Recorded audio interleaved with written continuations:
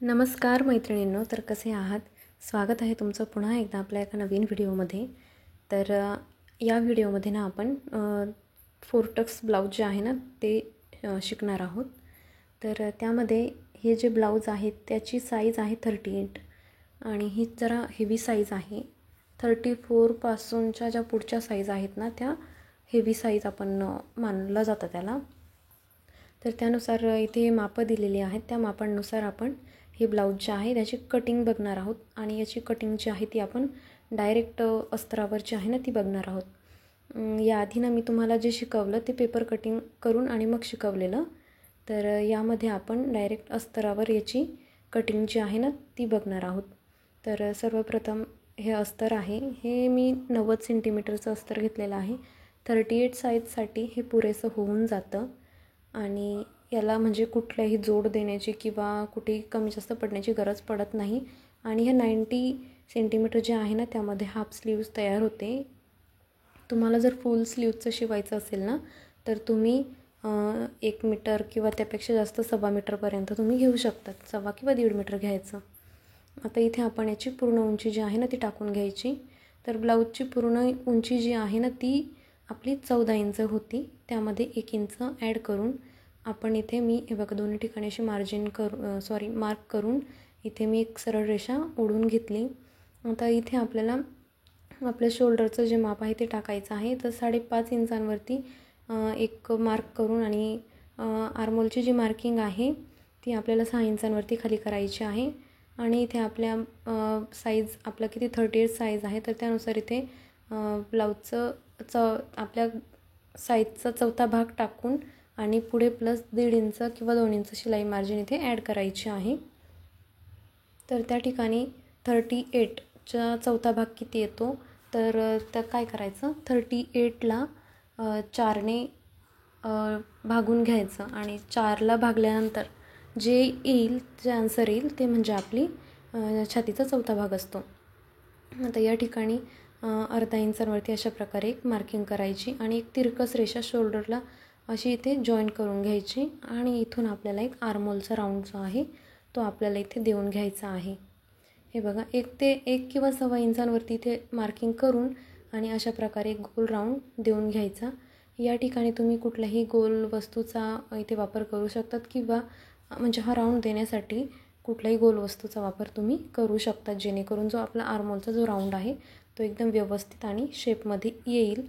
कुठलीही तिथे कोणा वगैरे निघणार नाही किंवा फ्रेंच कर्वचा वापर करू शकतात. पण बऱ्याच मैत्रिणी असतात की त्यांच्याकडे फ्रेंच कर्व नसतो तर त्यामुळे त्यांनी हाताच्या मदतीने अशा प्रकारे व्यवस्थित द्यायचा. हे बघा असा व्यवस्थित शेप देऊन घ्यायचा. खालच्या बाजूला मी इथे कमरेचं माप टाकून घेतलं. कमरेचं जे माप आहे त्याचा चौथा भाग केला आणि मग पुढे मार्किंग करून 1 इंच मी इथे बॅक टक्ससाठी दिलं आणि प्लस 1.5 ते 2 इंच इतकी शिलाई मार्जिन घेतलेली आहे. आणि आर्मोलच्या बाजूने मी असं तिरकस खाली एक 1.5 इंचांवरती ना एक मार्किंग करून तिरकस रेषा का ड्रॉ केली तर आर्मोलमध्ये जो झोळ पडतो किंवा ज्या चुन्या पडल्या जातात ना तर ते असं केल्याने पडत नाही. म्हणजे आपण कापडावरतीच ते मायनस करून टाकत असतो. जेव्हा आपण ब्लाऊज वेअर करतो त्यावेळेस तिथे कुठल्याही प्रकारच्या झोळ किंवा चुन्या पडत नाही. आणि इथे आपल्याला आता बॅकटक्सची जी मार्किंग आहे ती इथे करून घ्यायची आहे. वरती ब्लाऊजच्या हाईटवरती आपल्याला आपला बॅकटक्स जो आहे ना तो किती उंच हवा आहे किंवा टक्सची जी हाईट आहे ती किती हवी आहे ते आपल्या ब्लाऊजच्या हाईटवर डिपेंड असतं.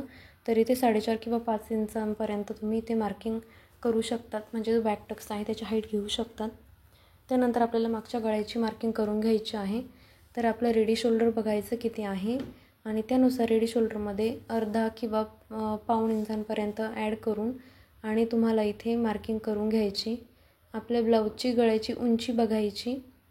ब्लाऊजची गळ्याची उंची तुम्ही शोल्डरच्या बाजूने देखील मोजून घेऊ शकतात किंवा खालच्या बाजूने देखील तुम्ही मोजून घेऊ शकतात. आणि अशा प्रकारे एक चौकोनी बॉक्स तयार करून तुम्हाला जसा हवा तसा तुम्ही इथे गळ्याचा शेप जो आहे तो या प्रकारे देऊन घ्यायचा आहे. आता ब्लाऊज हे मला सिंपलच शिवायचं आहे त्यामुळे मी इथे गोल आकारच देत आहे. फक्त शेप देताना ना व्यवस्थित द्यायचा. कधी कधी शेप चुकला जातो त्यामुळे शेप देताना व्यवस्थित द्यायचा किंवा तुम्ही इथे फ्रेंच कर्वचा वापर करू शकतात. आणि इथे आपल्याला शोल्डरच्या बाजूने वरच्या दिशेने अर्धा इंच मायनस करून घ्यायचं आहे शोल्डर आपलं, जेणेकरून ते उतरणार नाही. त्याच्या शोल्डर उतरण्याचा जे बऱ्याच मैत्रिणींना प्रॉब्लेम येतो ना, तर तो प्रॉब्लेम या ठिकाणी येणार नाही. आणि हे बघा खालच्या बाजूने थोडीशी अर्धा ते पाव इंचावरती तिरकस आपल्याला खालच्या बाजूने मायनस करायचं आहे, जेणेकरून जी आपली साईड फिटिंग आहे ना, ती अशी आपल्याला ब्लाऊज जेव्हा घातल्यानंतर ना ती अशी लटकल्यासारखी होत नाही. हे बघा आता तुम्हाला कटिंगच्या वेळेस लक्षात येईलच ते कसं मायनस करायचं. हे बघा कटच करून टाकायचं, ते ठेवायचंच नाही. हे बघा आता इथे आपल्याला आपल्या बॅक टक्सची तिथे आपल्याला एक नॉच देऊन घ्यायची आहे.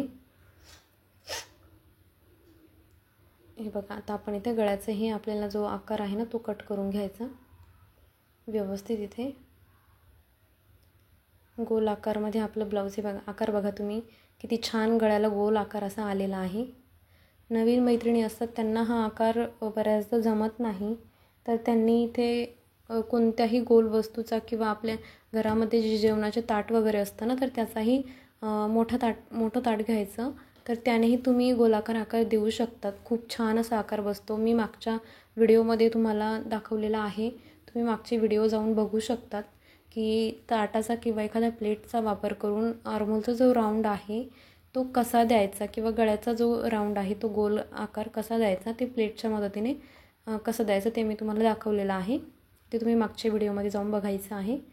आता इथे आपण फ्रंट पार्ट जो आहे ना तो आपल्याला इथे ड्रॉ करायचा आहे. त्यासाठी आपल्याला आपलं ब्लाऊज जे आहे ते फ्रंट ओपन आहे, तर त्यामुळे आपल्याला पुढच्या बाजूने जे आपलं काज बटन आहे किंवा आयहूक पट्टी आहे ना, त्यासाठी आपल्याला अर्धा इंच मार्जिन सोडायची असते. तर तिकडनं मी अर्धा इंचावरती मार्किंग करून एक सरळ रेषा ओढून घेतली आणि बॅक पार्ट जो आहे ना तो अशा प्रकारे ठेवून घेतला. इथे म्हणजे नेमकं काय झालं आहे ना, आता पुढे तुमच्या लक्षात येईलच. बॅक पार्ट मी ठेवला होता, पण मला ॲक्च्युली तसं तुमच्या आता लक्षात येईलच. बॅक पार्ट नसताही ठेवला तरी चाललं असतं, कारण खाली हाईटही वाढून घ्यायची होती आणि सगळं म्हणजे हे गरजच नव्हती बॅक पार्ट ठेवायची, कारण जसं आपण बॅक पार्ट ड्रॉ केला ना तर सेम त्याच पद्धतीने आपल्याला फ्रंट पार्टही ड्रॉ करायचा असतो. तर सेम त्याच पद्धतीने मापं टाकूनही आपण इथे करू शकलो असतो, बट इट्स ओके. माणूस म्हणजे चुकांतूनच शिकत जातो. हे बघा थोडंसं माझं इथे जरा मिस्टेक झालेली होती आणि इथे पुन्हा मी हाईट टाकून, म्हणजे जसं मी बॅक पार्ट आपण ड्रॉ केला ना त्याच पद्धतीने इथे फ्रंट पार्ट देखील मी मापं टाकून घेतले 15 इंचांवरती, कारण सगळे मापं व्यवस्थित सारखे आले पाहिजे याकरिता. आणि इथे सरळ रेषा आपण एक ड्रॉ करून घ्यायची 15 इंचांवरती, कारण बॅक पार्टपेक्षा आपल्याला फ्रंट पार्ट जो आहे ना तो आपल्या 1 ते 1.5 इंचांपर्यंत आपल्याला जास्त हवा असतो. त्यामुळे इथे हे सगळं उठाठेव करण्याची गरज असते. हे बघा अशा प्रकारे इथे सरळ रेषा ओढून घ्यायची. 5.5 इंचांवरती आपल्याला शोल्डरचं माप टाकायचं आणि इथेही शोल्डरचं माप टाकून घ्यायचं आणि 6 इंचांवरती आपल्याला आपला आर्मोलची जी रेषा आहे ना ती ड्रॉ करून घ्यायची आणि खालच्या बाजूला हे बघा अशा प्रकारे इथे चौकोनी बॉक्स तयार करून घ्यायचा. अर्धा इंचांवरती एक मार्किंग देऊन तिरकस रेषा ड्रॉ करून घ्यायची आणि आर्मोलचा राऊंड जो आहे तो इथे देऊन घ्यायचा आहे 1 ते 1.25 इंचांवरती. मी व्हिडिओमध्ये दाखवल्याप्रमाणे सेम प्रोसेस फॉलो करायची आहे. आणि कुठलीही तुम्हाला जर अडचण आली असेल किंवा येत असेल तर कमेंटमध्ये मला नक्की विचारायचं आहे. माझी शिकवण्याची पद्धत तुम्हाला कशी वाटत आहे किंवा आवडत असेल तर आपल्या चॅनलला सबस्क्राईब करायचं आहे आणि व्हिडिओला लाईक मात्र नक्की करायचं आहे. आता आपण जे 1.25 इंचांवरती बॅकचं जे आर्महोल आहे ना त्यासाठी आपण जो राऊंड देतो, तर त्या राऊंडपासून आपल्याला फक्त अर्धा इंच आतमध्ये जाऊन फ्रंट आर्महोलची मार्किंग इथे करून घ्यायची आहे. आणि आपल्याला इथे आर्महोलमध्ये आपण एक टक्स देत असतो अर्धा इंचाचा, म्हणजे दोन्ही बाजूनी पाव इंच. तर आपल्याला पुढे ते अर्धा इंच आपल्या शिलाई मार्जिनमध्ये वाढवून घ्यायचं असतं आणि खाली सेम त्याच पद्धतीने करायचं असतं. खाली आता आपण एकदा याची हाईट जी आहे ना ती वाढवून घेऊ. हाईट मी इथे जवळपास 1.25 ते 1.5 इंच वाढवत आहे. तुम्ही 1.5 इंचांपर्यंत वाढवून घ्यायची. 1.5 इंचांपर्यंत हाईट वाढवून घेतल्यानंतर तुम्ही इथे एक सरळ रेषा ड्रॉ करून घ्यायची कारण आपण याला योगपट्टी जी आहे तीसुद्धा इथे जोडणार आहोत ना. योगपट्टी 4 टक्स ब्लाऊज आपलं ही योगपट्टी म्हणजे कटोरीची जी पट्टी असते खालची ती पट्टी आपण इथे लावणार आहोत. तर त्यामुळे शिलाई मार्जिनसाठी आपल्याला लागणार आहे. त्यामुळे इथे 1.5 इंच आपल्याला वाढवून घ्यायचं असतं. आपला जो टक्स असणार आहे ना तो आपला जवळपास 1.5 ते 2.25 इंचांचा असणार आहे. त्यामुळे इथे पुढच्या बाजूला देखील तेवढं आपल्याला वाढवून घ्यायचं आहे. आता ते कसं तुमचं पुढे लक्षात येईलच. हे बघा, व्यवस्थित अशी एक सरळ रेषा ड्रॉ करून घ्यायची शिलाई मार्जिन वगैरे सगळं ॲड करून. त्यानंतर आपल्याला इथे योगपट्टीची मार्किंग जी आहे ती करून घ्यायची. आता तिकडनं 3.5 इंच आणि इकडनं आपल्याला म्हणजे 2.5 इंचांवरती घ्यायची असते. हे बघा, एक सरळ रेषा व्यवस्थित इथे 2.5 इंचांवरती सरळ रेषा ड्रॉ करून घेतली. तिकडनं मी अर्धा इंच जवळपास 1 इंचांवरती मी म्हणजे मार्किंग करून घेतली आणि व्यवस्थित अशा प्रकारे त्याला सरळ एक उभार असा तिरकस असा शेप देऊन घेतला. उभार पण नाही म्हणता येणार, तिरकस शेप देऊन घेतला आणि त्याला योगपट्टीचा जसा आकार असतो तसा देऊन घेतला. आणि साईड फिटिंगच्या बाजूने देखील मी थोडंसं त्याला हलकंसं वरती उचलून घेतलं, जेणेकरून आपल्या जो 4 टक्सचा जो आकार आहे ना तो 4 टक्स आकार जेव्हा आपण ते ब्लाऊजला योगपट्टी जोडली जाते ना तेव्हा तो आकार खूप छान दिसतो. त्यामुळे त्यानंतर इथे आपण पुढच्या गळ्याचा जे माप आहे किंवा जी आपली मार्किंग आहे ती करून घेणार आहोत. व्यवस्थित इथे आपलं जे आहे म्हणजे आता इथे पुढचा गळा 6 इंचांवरती आहे तर मी इथे अर्धा इंच प्लस करून एक मार्किंग करून घेतली. चौकोनी बॉक्स तयार करून घेतला आणि गोलाकार असा गळ्याचा शेप देऊन घेतला, कारण पुढचा गळा देखील इथे गोलच आहे त्यामुळे. आणि अर्धा इंचांवरती मी इथे शोल्डर डाऊन करून घेतला, जेणेकरून शोल्डर उतरण्याचे जे प्रॉब्लेम आहे ते येत नाही. आता आपल्याला ना इथे आपण आपले जे 4 टक्स आहे जो आपल्या ब्लाऊजचा मेन पार्ट आहे ना त्याकडे वळणार आहोत आणि आता त्याची मार्किंग आपल्याला इथे करून घ्यायची आहे. आता इकडनं ब्लाऊज आपली जी आयहूक पट्टी असते ना तिकडच्या बाजूने आपल्याला 4 इंचांवरती एक मार्किंग करून घ्यायची.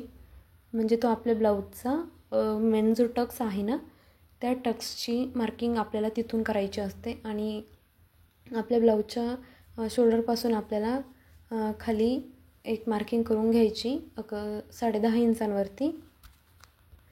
त्यानंतर आपल्याला किती मार्किंग आलेली आहे ते बघून आपल्याला आयहूक पट्टीच्या बाजूने तितक्याच अंतरावरती अशी एक मार्किंग करून एक सरळ रेषा ड्रॉ करून घ्यायची. आणि आता आपल्याला तिथे एक जो आपला मेन टक्स असतो आपला 4 टक्स ब्लाऊजचा तर त्याची इथे मार्किंग करून घ्यायची आहे. तर इथे आपल्याला 1.5 इंचाचा टक्स द्यायचा आहे. मी तुम्हाला जसं की बोलले तर 1.5 इंचाचा टक्स म्हणजे आपल्याला 0.75 आणि 0.75 तिकडनं आणि इकडनं अशा प्रकारे आपल्याला इथे असा टक्स जो आहे तो देऊन घ्यायचा आहे.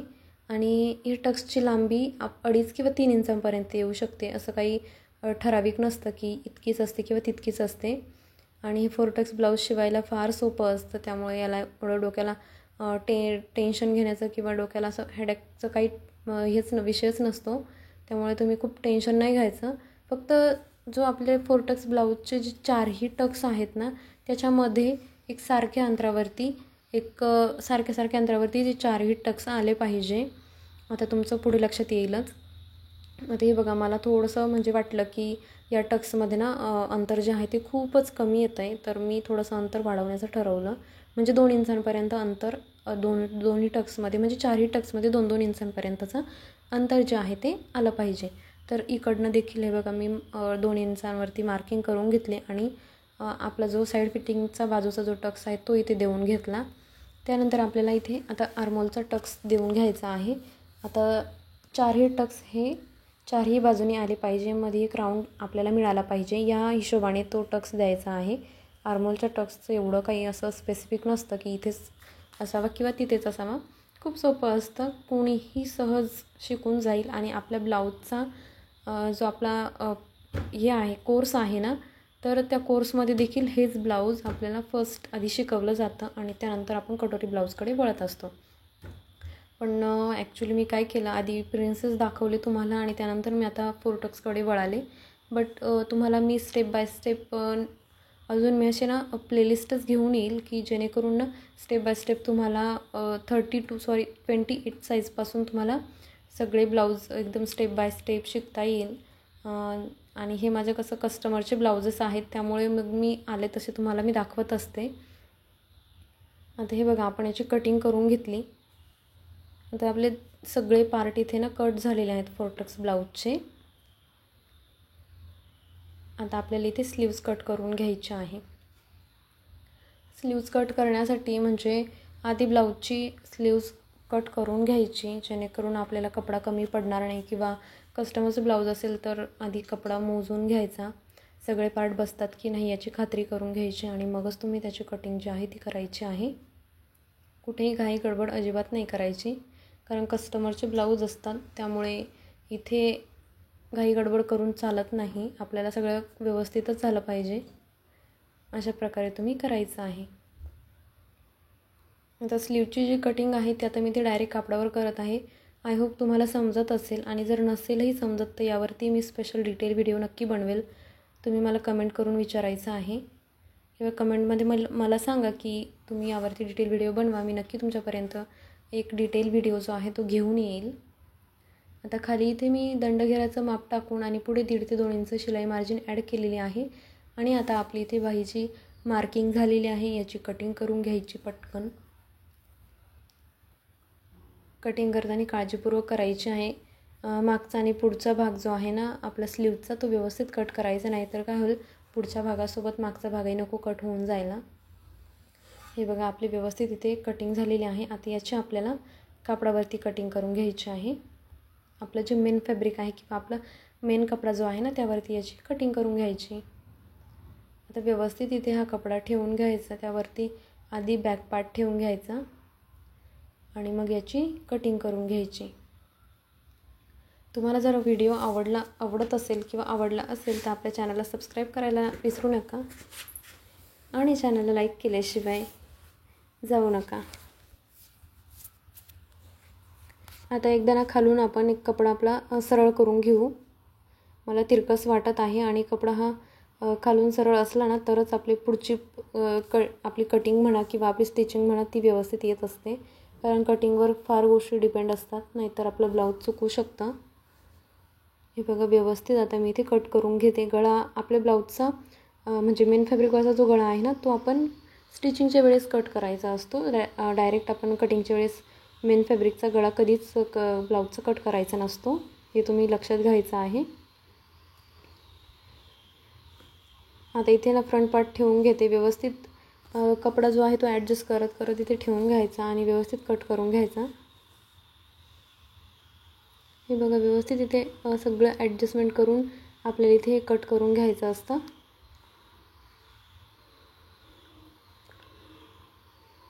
आता तुम्ही बघू शकतात की मी कशा प्रकारे इथे कपडा ॲडजस्ट करून आणि मग कट करून घेत आहे. आता पुढच्या गळाला म्हणजे एवढा काही प्रॉब्लेम येत नाही की स्टिचिंगच्या वेळेसच पुढचा गळा कट करावा.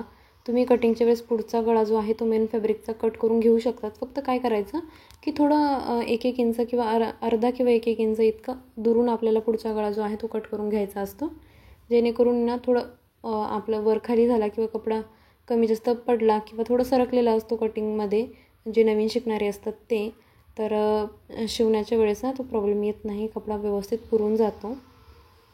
फक्त थोडं एक्स्ट्रा कट करायचं. आता म्हणजे फक्त फ्रंट पार्टच नाही, मी तुम्हाला प्रत्येक पार्टचं सांगते की एक्स्ट्रा कट करत चालायचं. आता स्लीव्जला पण बघा, मी दाखवते का मी सुद्धा एक्स्ट्राच कट करत आहे, आणि जेव्हा आपली स्टिचिंग होईल ना तर त्या स्टिचिंगनंतर आपण ते एक्स्ट्रा कट करून घ्यायचं आहे. आणि या ठिकाणी आपले सगळे पार्ट जे आहे ते आपल्या अस्तरावरती आणि मेन फॅब्रिकवरती इथे याची कटिंग झालेली आहे. व्हिडिओ शेवटपर्यंत बघितला त्याबद्दल तुमचे खूप खूप खूप मनापासून आभार.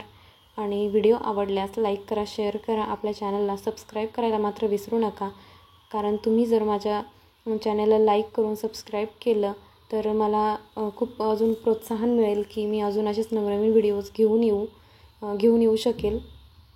तर चला आपण आता पुढच्या व्हिडिओमध्ये भेटूया. आता आपली इथे कटिंग झाली, तर यानंतर आपण याची स्टिचिंग बघणार आहोत. तर चला, बाय.